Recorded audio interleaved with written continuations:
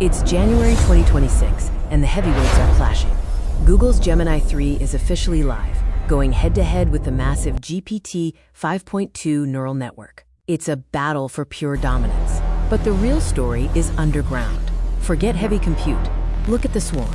Google's Nano Banana and the efficient DeepSeek 3.2 are bypassing the old infrastructure entirely. They're faster, cheaper, and they're shaking up the hardware stocks. And for the first time, we aren't just generating text, we're fixing it. AI agents are now deployed for self-healing maintenance, identifying broken code and welding it back to gold in real time. Welcome to the agentic era. Deep, resonant tone.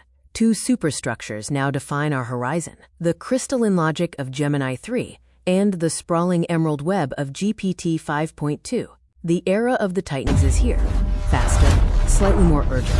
But beneath the giants, a new efficiency is born. A swarm of micro models, Nano Banana, DeepSeek, piercing through the noise. They don't need power, they need speed. Calm, reassuring tone.